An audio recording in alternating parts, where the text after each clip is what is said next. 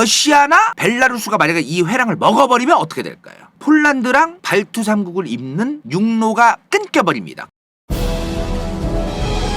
권력으로 읽는 세계사 절찬 판매 중. 지금 칼리닝그라드가 문제가 아닙니다. 지금 여기 칼리닝그라드와 벨라루스 사이에 폴란드와 리투아니아의 국경이 있습니다.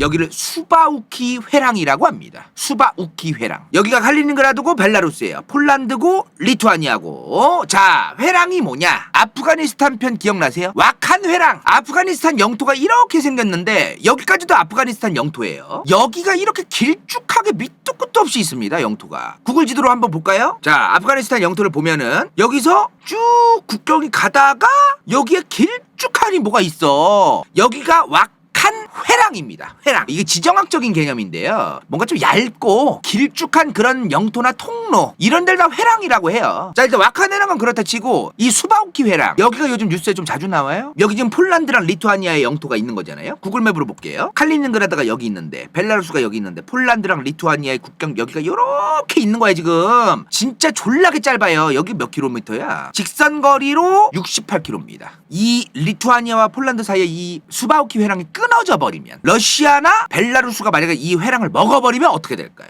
폴란드랑 발투 3국을 잇는 육로가 끊겨버립니다. 굉장히 중요한 지역이에요. 이게 지금 나토 회원국입니다. 미국을 포함해서 유럽에 있는 나토 회원국들인데 스웨덴은 조금 기다려야 돼요. 핀란드는 바로 오프콜스 됐는데 스웨덴은 조금 기다려야 될 것 같습니다. 아직은. 자, 여기 보면은 칼리닝그라드가 있어요. 벨라루스가 있습니다. 위치를 보면 이 육로가 이어져 있는 게 굉장히 중요한 거거든요. 나토 회원국들이 유기적으로 다 이어져 있어야 된다. 육로로. 발트 3국이 군사력이라던가 경제력이 그렇게 좋지가 않아요. 근데 폴란드랑 유일하게 이어져 있는 이 육로가 끊겨버리면 발트 3국은 고립되는 겁니다. 핀란드 있지 않아요? 그럼 핀란드만 믿고 있을 거야?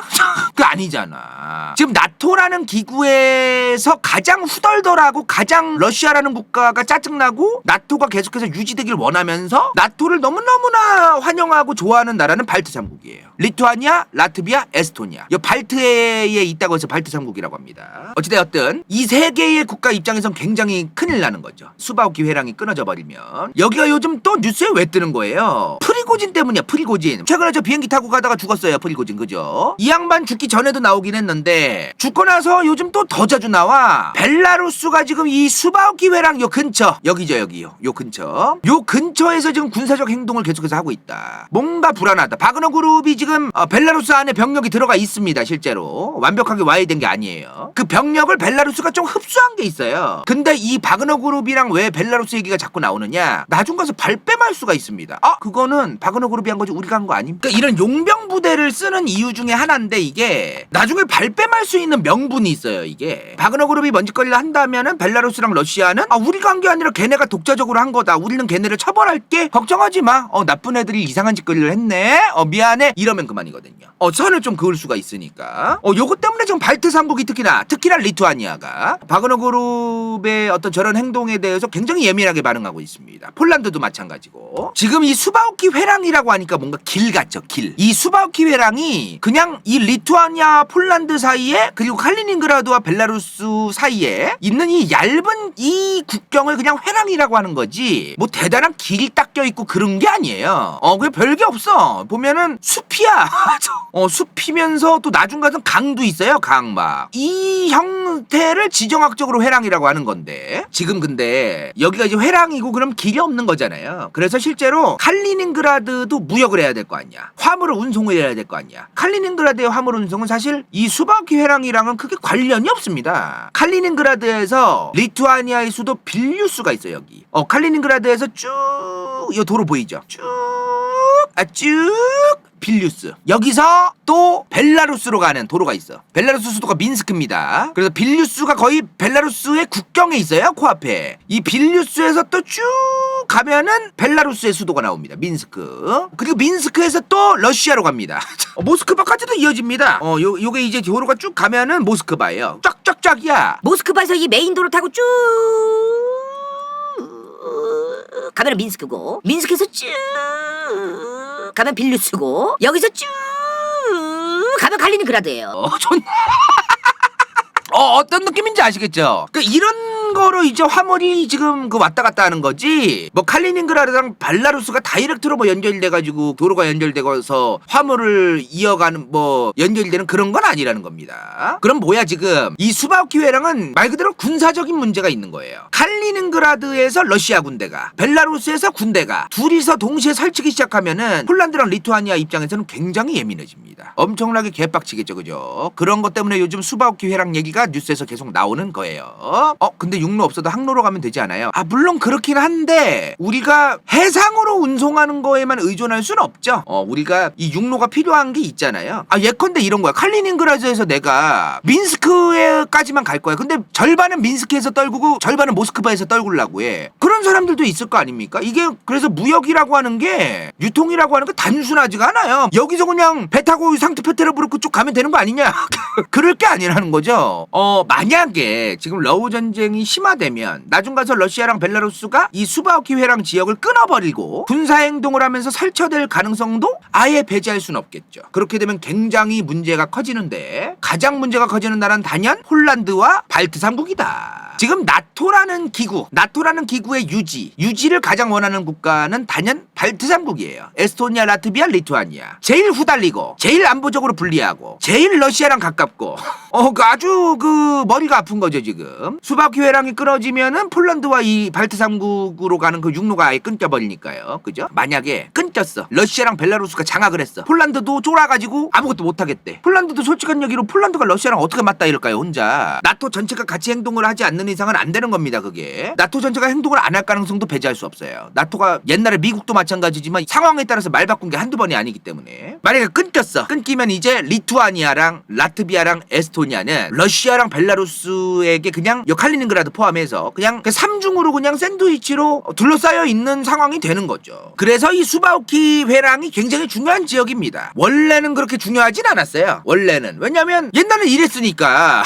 어차피 폴란드도 마찬가지고 발트 3국 포함해가지고 벨라루스, 우크라이나 다 공산국가였고 소련 그 소비에트에 포함이 되어 있었고 자유롭게 왔다 갔다 하고 그랬기 때문에 그렇게 뭐 수바우키 회랑이라는 지역이 지정학적으로 중요하고 막 그런 게 아니었어요. 근데 이제 소련이 망하고 폴란드가 독립을 했습니다. 리투아니아가 독립을 했어요. 라트비아가 독립을 했고 에스토니아가 독립을 했고 그러면서 게다가 나토까지 가입을 합니다. 1999년 폴란드가 나토에 가입을 합니다. 이거 잘 봐야 돼요. 자 일단은 여기 있는 국가들이 전부 다 나토에 가입을 안 했었어요. 안 했었는데 갑자기 폴란드가 나토에 가입을 합니다. 어때요? 여기까지만 해도 폴란드가 나토에 가입한 것까지만 해도 아직까지는 여기가 나토 가입이 아닌 거예요. 아직까지는 전부 다. 그러니까 핀란드도 나토 가입 당연히 아니었고 스웨덴도 아니었습니다. 그죠? 그러니까 그럼 여기까지 뭐 러시아의 입장에서 요 지역을 왔다 갔다 하고 무역을 하든 군사적으로 뭘 하든 아직은 다 깨진 건 아닙니다. 러시아의 영향력이 다 깨져버린 건 아닌 겁니다. 그리고 러시아에게 안보적으로 치명타까지는 아니었어요. 근데 2004년에 핀란드랑 스웨덴은 최근에 가입했으니까 빼고요. 이렇게 된 겁니다. 지금 벨라루스랑 우크라이나예요. 그러면 러시아가 여긴데 칼리닝그라드가 여기 지금 회색이고 여기서 우크라이나까지 가입한다는 건 러시아가 절대로 용인하지 않을 가능성이 높겠죠. 발트 3국까지 가입을 했어요. 사실 발트 3국이든 폴란드든 더 이상 가입 안 하고 더 이상 동진하지 않을게라고 과거에 이제 미국이 얘기를 구두로 했었는데 그건 뭐 이제 작년에 이제 러우 전쟁 관련해가지고 나토 편에서 간다요가 이제 영상을 올린 바 있습니다. 그러니까 러시아 입장에서 이제 불안한 거예요. 발트 3국이 그래도 가입하기 전에 폴란드만 가입했을 때까지만 해도 칼리닝그라드는 리투아니아를 통해서 벨라루스를 통해서 러시아 본토를 통해서 무역을 해왔어요. 그리고 리투아니아도 자기들이 소련에서 갈라져 나왔고 독립을 했을 지연정 굳이 러시아와 쌩을 까고 러시아랑 관계가 개박살이 나는 것까지는 원치 않았습니다. 굳이 트러블이 생겨서 뭐예요? 그래서 리투아니아는 러시아랑 같이 사인을 했습니다. 1995년에 칼리닝그라드 주민들은 리투아니아의 무비자 입국 쌉 가능이다. 무비자 입국. 비자가 필요가 없다. 그래서 무비자라는 건 뭐예요? 칼리닝그라드 사람들이 리투아니아로 자유롭게 일단 들어갈 수 있다는 거고 벨라루스는 당연히 더 자유롭게 들어갔겠죠? 자유롭게 가서 또 러시아로도 왔다 갔다 할 수 있는 이게 굉장히 좀 자유로웠던 겁니다. 과거에는. 근데 반대는 좀 다르더라고요. 난 이게 쌉 가능이라길래 그럼 러시아 사람이 벨라루스 가서 벨라루스에서 리투아니아로 간 다음에 리투아니아에서 칼리닝그라드로 가는 건 어떻게 되는가? 주민등록이 칼리닝그라드가 아니라 러시아 본토 사람이면, 만약에 예를 들어 내가 화물 운전이야, 아니면은 내가 뭔가 버스나 어떤 그 열차를 타고 경유를 해서 가야 돼. 리투아니아를 뚫고 러시아에서 벨라루스랑 리투아니아를 뚫고 칼리닝그라드로 갈 거야. 그런 무비자예요. 그리고 당연히 비행기 타고 이제 뭐 내가 모스크바에서 요 칼리닝그라드의 공항으로 간다. 그거 당연히 무비자인 거고요. 근데 만약에 나 러시아 본토 사람인데 벨라루스에 들어갔다가 리투아니아에서 한 일주일 정도 여행 좀 하다가 그 다음 칼리닝그라드로 갈래? 이러면 비자가 필요합니다. 물론 이건 본토에서 출발한 게 아닙니다. 본토 사람이에요. 칼리닝그라드 사람은 자유롭습니다. 주민등록이 칼리닝그라드인 사람은 자유로운데 본토에 주민등록이 되어 있는 사람은 그렇다는 거예요. 내 얘기는.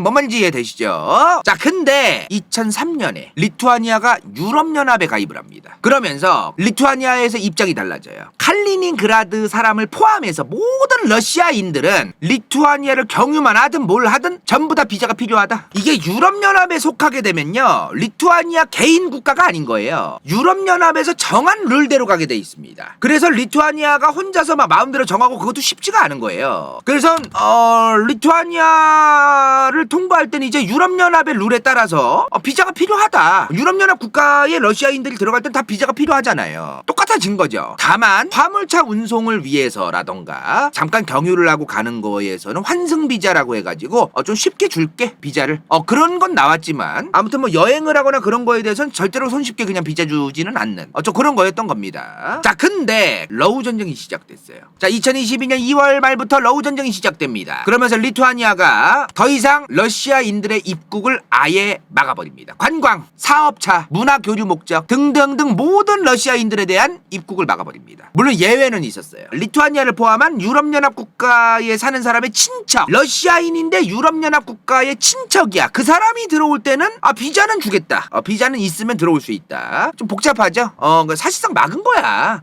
들어오지 말란 얘기지. 이게 엄청나게 중요한 게 뭐냐면요, 칼리닝그라드라는 항구가 물건이 들어오잖아요. 이 물건이 들어오면 리투아니아를 통해서 들어가는 또 이런 무역을 하는 사람도 있었을 수도 있고, 물론 리투아니아도 저 항구는 있지만 칼리닝그라드랑 리투아니아, 벨라루스, 러시아를 통과하면서 돈을 버는 사람들이 있었을 거 아니에요. 그 사람들은 다 단절된 겁니다. 다 망한 거예요, 사업이. 이렇게 되니까 러시아 입장에서 큰일 난 거죠, 사실은.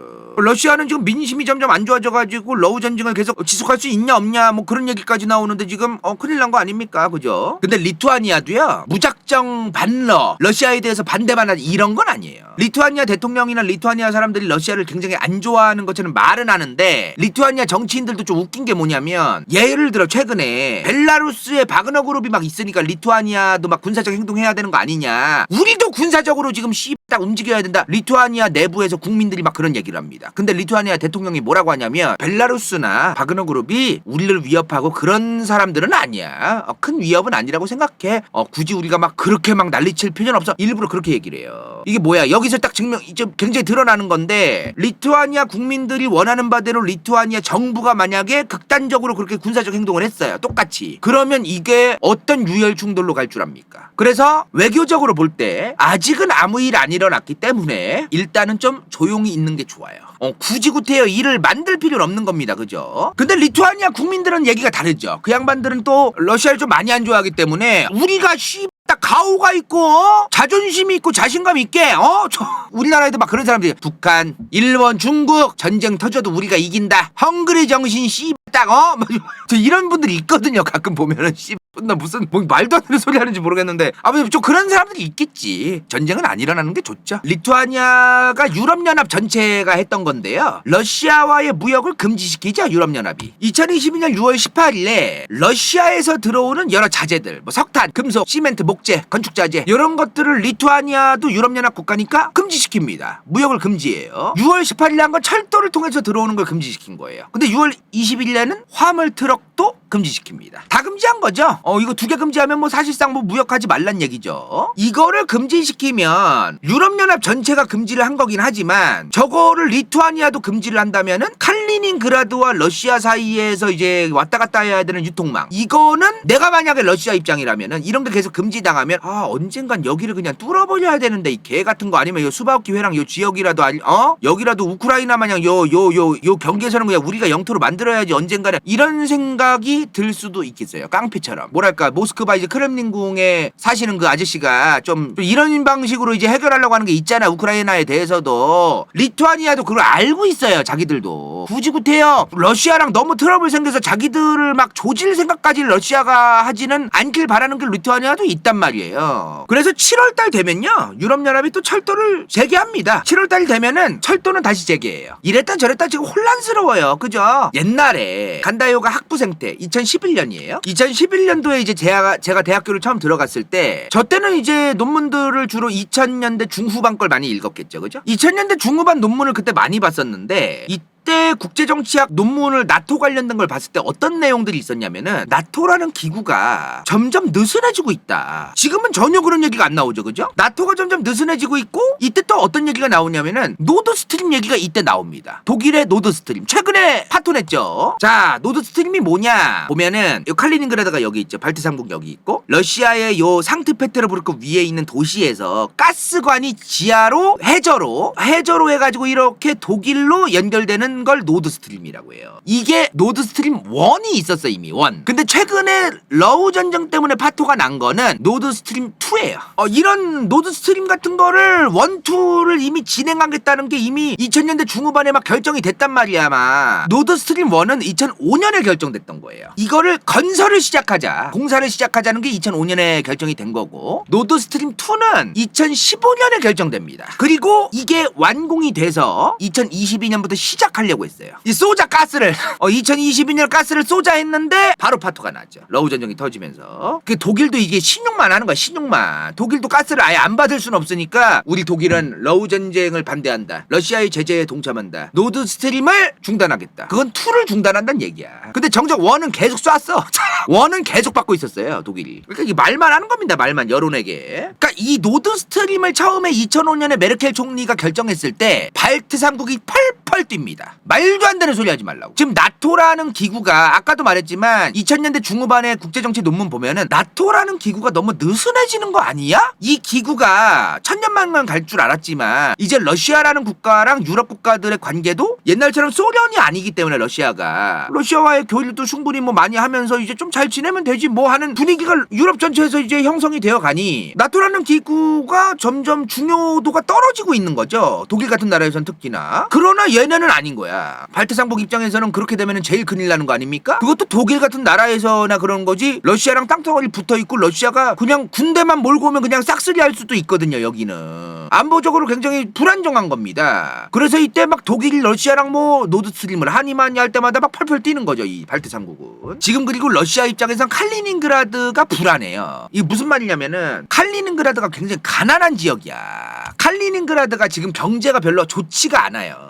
러시아가 전반적으로 경제가 이미 10년 넘게 안 좋잖아요. 근데 칼리닝그라드도 비슷해요. 안 좋은데, 문제는 칼리닝그라드는 폴란드, 발트 3국, 서유럽과 러시아보다 가깝다는 겁니다. 러시아보단 경제가 다 좋거든요. 그럼 여기 있는 사람들이 이 주변의 서유럽이라던가 북유럽 국가들을 겪을 가능성이 높습니다. 그럼 본인들이 살아가는 그거랑 비교를 하겠죠? 그럼 러시아라는 국가에 본인들이 속하는 거에 대해서 불만이 터질 가능성이 높아요. 근데 이제 칼리닝그라드가 분리독립까지 설마 하겠냐? 러시아가 바로 그 조지면 된다, 뭐 이렇게 얘기할 수는 있겠지만, 이 양반들이 본인의 조국 러시아라는 국가에 별로 협조적이지 않아요. 가면 갈수록. 예를 들어. 그리고 이 사람들이 그 이민도 그냥 독일로 가겠다, 데마크로 가겠다, 스웨덴으로 갈래, 나는 리투아니아가 더 좋아, 폴란드가 더 좋아, 계속 이러면 러시아 입장에서 불안한 거예요. 이 지역의 인구가 뒷받침이 돼야, 인구가 계속 뒷받침이 돼야 여기도 보급이 되는 거고, 전쟁 유사시에 뭘 써먹지. 아무 뭐 텅텅 비어있는 땅 괜히 가지고만 있다고 뭐 되겠어요? 러시아가 여기를 계속 방치하겠습니까? 지금 여러 가지 이유에 의해서 리투아니아의 입장에서는 러시아가 불안한 겁니다. 칼리닝그라드 때문에도 그렇고, 앞으로 이제 벨라루스랑 이 칼리닝그라드를 이용해가지고 러시아가 이 수박 회랑에서 뭔 짓을 할지도 모르고, 애초에 크림반도를 2014년에 병합했잖아요, 러시아가. 그리고 2022년부터 러우 전쟁이 시작됐고요. 그러면서 리투아니아와 폴란드의 중간에 이 접경 지역인 수바키 회랑은 굉장히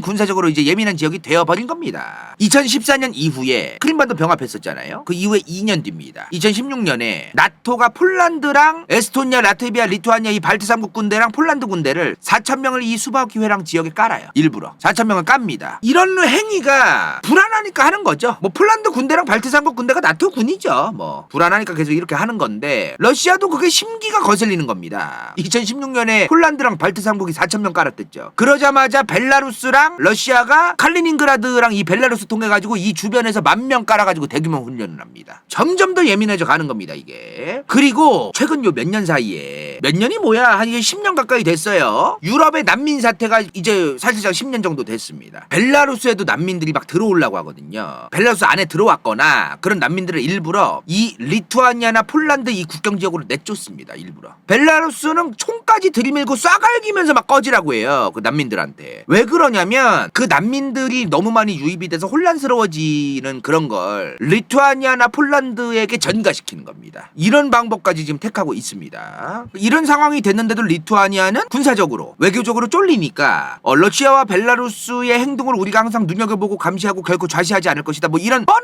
멘트 있잖아. 뻔한 멘트. 그러니까 이런 말만 해요 지금 리투아니아는. 9월 6일이야 9월 6일. 진짜 최근이죠. 9월 6일에 리투아니아 대통령이 직접 벨라루스와 바그너 그룹이 문제를 일으킬 가능성은 적다고 본다. 그래서 우리 리투아니아는 벨라루스와의 국경 상황을 그대로 유지하면서 국경 왔다 갔다 하고 이런 거 다 그냥 그대로 그냥 두기로 했다. 우리는 굳이 그렇게 문제가 될 거라고 생각하지 않는다. 이렇게 얘기를 해요 리투아니아가. 이거는 나토라는 기구를 100% 신뢰하면 저런 행동을 할 수 없죠. 솔직히 여기 있는 외교관들, 외교 전문가들도 나토만 100% 믿고 우리도 그냥 벨라루스한테 센 척 존나 하고 벨라루스 씨발놈들아, 러시아 개새끼들아, 쳐들어와봐라 씨부레 그냥 우리 나토다 이렇게 행동하는 것은 전혀 현명한 행동이 아니라는 것을 본인들도 알고 있는 겁니다. 바로 붙어 있고요. 인접국이에요. 쳐들어왔을 때도 나토가 100% 행동을 실제로 리투아니아라는 국가를 위해서 해줄지도 미지수입니다. 아무튼 이렇게 좀 폴란드와 칼리닝그라드, 리투아니아, 벨라루스, 게다가 우크라이나까지, 러시아까지 해가지고 이 지역이 굉장히 복잡한 지정학적인 지역이라는 거예요. 대한민국이 동북아시아에서 굉장히 머리 아픈 지정학에 휩싸여 있다라는 얘기가 있죠. 제가 볼 때 리투아니아에 비하면은 덜합니다.